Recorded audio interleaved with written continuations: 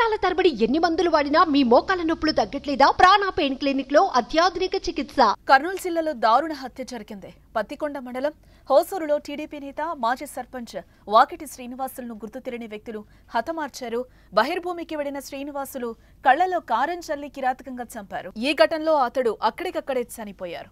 Srinivasulu MLA KS శ్యాంబాబుకి అనుచరుడిగా ఉన్నట్టుగా తెలుస్తోంది. Assembly ఎన్నికల్లో ఈయన కీలకంగా వ్యవహరించారని స్థానికులు చెబుతున్నారు. దీంతో శ్రీనివాసులు హత్య స్థానికంగా తీవ్ర ఉద్రిక్తత పరిస్థితులకు దారితీసినట్లుగా తెలుస్తోంది. వైసీపీ నేతలే హత్య చేశారని టీడీపీ ఆరోపిస్తోంది. ఎన్నికల్లో టీడీపీ తరపున కీలకంగా పనిచేశాడనే కక్షతో శ్రీనివాసుల కళలోకి కారం కొట్టి కిరాతకంగా హతమార్చారని నారా లోకేష్ ఆగ్రహం వ్యక్తం చేశారు.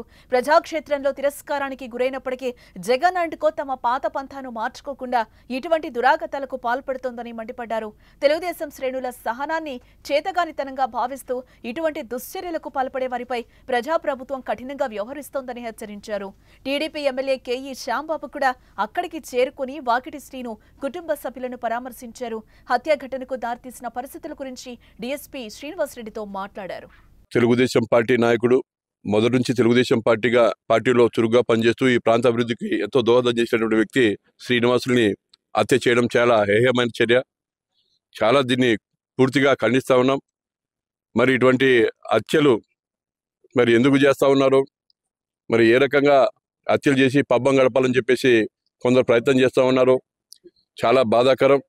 తెలుగుదేశం పార్టీ నాయకులందరూ కూడా ప్రశాంతంగా ఉండాలా, గ్రామాలు ప్రశాంతంగా ఉండాలా, పేదలకు మంచి చేయాలా, గ్రామాలు అభివృద్ధి చేయాలా, ఈ నియోజకవర్గాన్ని అభివృద్ధి బాటలో నడిపించాలనేటువంటి ఆలోచనతో తెలుగుదేశం పార్టీ నాయకులు ప్రయత్నిస్తూ ఉంటే మరి ఈరోజు ఈ ఘటనలు చూస్తుంటే నిజంగా చాలా బాధ వేస్తూ ఉంది.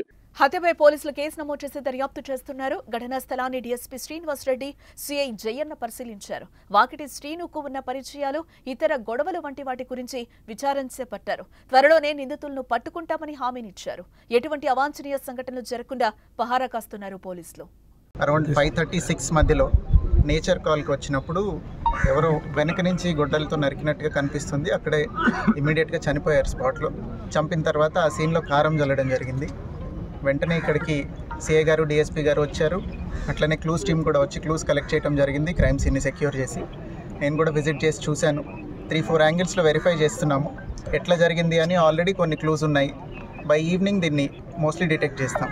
టీడీపీ ప్రభుత్వం అధికారంలోకి వచ్చాక వైసీపీ శ్రేణులపై టీడీపీ దాడులు చేస్తోందని, భారీగా హత్యలు జరిగాయని జగన్మోహన్ రెడ్డి తీవ్ర ఆరోపణలు చేయడంతో పాటు ఢిల్లీ వేదికగా కూడా ఆయన నిరసనలు చేపట్టారు.